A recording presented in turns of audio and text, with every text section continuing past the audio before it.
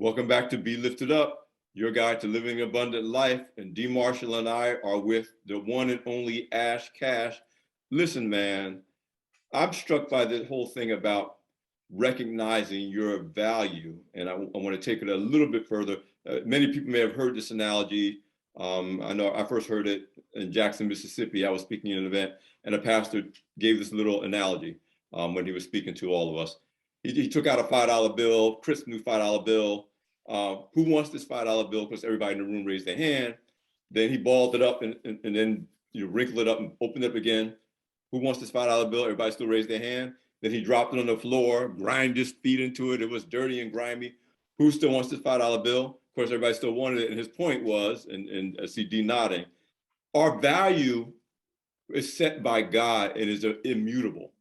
Uh-huh. So one of the important reasons of being a person of faith and staying connected to God is that when you go through things, a pandemic, inflation, deflation, job loss, business setbacks, whatever you're going through, conflict in the home, your value never changes. And so I love your point about if you don't forget that you have value and that value cannot really be changed because the being that set the value is unchanging and unchallengeable and cannot fail and does not create failure.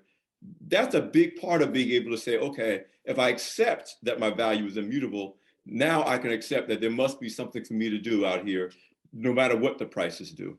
Talk to me about that mindset, if you will, of recognizing your value, what you bring to the table, skills and talents and gifts that you may have not have used in your main job that you had before the pandemic, but now suddenly have value in a different role post-pandemic. Yeah, and I think that when it comes to value, it's again going inwardly, right, and understanding that value within, and asking yourself, right. No one can give you that value, right. The value, like you said, was already ordained by God. Like God gave you that value, and that's it. And what happens is because we are in spaces where we're asking other people who have not given us the value to tell us our value. We're watching the person to our left and right, and we're comparing ourselves to them, and we're picking up our value from that. That's the reason, why we don't look inward and we can't maximize our full potential, right? I heard this, this analogy about a car, right? If you have a car and the car could go 120 miles per hour, but for whatever reasons, you've only been driving it at 60 miles per hour. Then all of a sudden, you see a car next to you, and the guy or girl is pushing 80 miles per hour. Now you're impressed. Now you're like, oh my God, this car could go 80. And so now you're trying to push, and you're like doubting yourself because you're like, man, I've been going 60. He or she's going 80. Oh my God. But you don't even realize that your car could go 120, right? And so what happens is, a lot of us are trusting even ourselves, right? Catch this. We did not create ourselves, right? And so we're trusting ourselves. We're trusting our experience. We're trusting our past. We're trusting what we've been through to determine our value. When the truth of the matter, we have to trust the person who created, right? We have to trust the creator with our value, and the creator is telling us who we are. And the great thing about it is that when we tap into the mindset that we're made in the image and likeness of God, right? When we tap into that mindset, then we start to see our value, and then we start to say, you know what? Let me see. Let me just see, right? I have a truck, and my truck on the dashboard says 160. I don't know how fast it could go, and so safely, I said, let me test it, and it wouldn't get over 120. And okay, great. So now I know, regardless that it says 160, it won't go past 120. But now I know that because I tested to the limit. And so that's what we should be doing, right? We should be testing God. And when I say test God, I'm saying test God's promise for us. If God said, I came to give you life more abundantly, okay, all right, great. Prices are going up. Yes, great. There's inflation. All right, let me test this.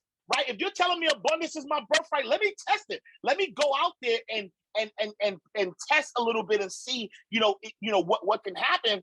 And I believe that even within that, right? Even when you have fear, because that's, we're human, right? We were put here as human beings, but even in that fear, you still should have faith and test that fear, right? Test it and push it to the limit. And God is never going to fail you, right? As long as I've been on this earth, I'm undefeated, right? Every single obstacle I've ever been through, as long as I got breath in my body, I've tested God, and God said, Ash Cash, I got you.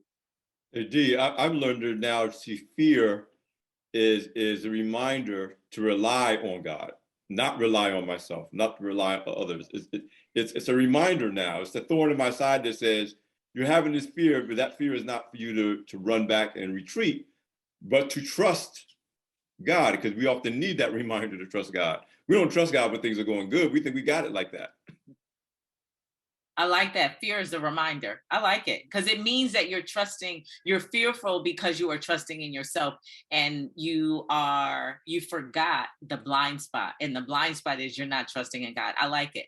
That's a good way to do it. Listen, I was about to say just pass the collection plate because Bishop preached a whole word. A whole word. A whole word. A whole word. So listen, I don't even know what to say. I don't know where to go, Ash Cash. I mean, Alfred. I'll add this other thing, since we're on the analogy of cars, right? Is that fear is only there to wake us up, right? If you're in in an interstate right now, you're driving your car and you fall asleep, right? You fall asleep and you start swerving, right? To the right or the left, what's going to happen? There's ridges in the road that's gonna shake you and wake you up. If them ridges are stopping you from hitting the wall, and so if you don't wake up, if you don't get up with those ridges, right, then you're gonna hit the wall, you're gonna crash and burn. And so the ridges is fear. The ridges is waking you up. The ridges is saying that you are asleep. It's time to get up because you have a God that's gonna guide you where you need to go. The church doors are open, y'all. Oh my God. Amen. Somebody praise Amen. the Lord. But baby, the ridges. He just preached the whole ridges. The ridges on the highway. He just preached on riches. That scare you. So okay. Get focused on where God is taking you. The ridges in the road. Ooh, my God. The ridges ain't telling you to pull over and get out of the car and stop and just stay on the side of the road forever. The ridges saying, get focused. Get focused. Get right back in that middle, That was a word right there. That was a word.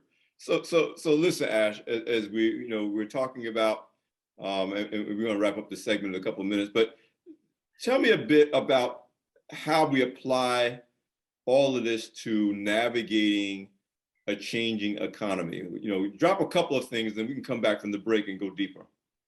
Yeah, I think yes, because you went mindset. Yes, because this is what we need to do. Because a lot of church folks is a lot of amens and stuff, but you need to when we come back, we need you with your coach hat on. You was just with your bishop hat on, because bishop is gonna preach a good word. And what Black folk, what we do is we lift our hands and say amen.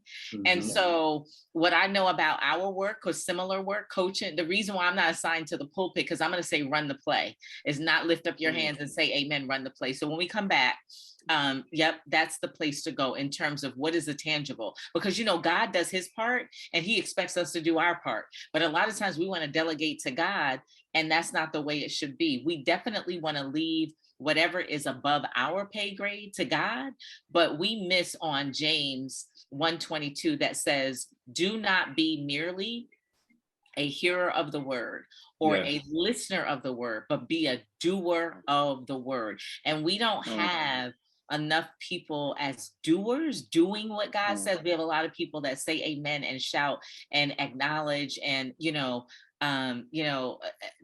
word of the Lord, but we don't have a lot of people, or more people I should say, walking in their faith.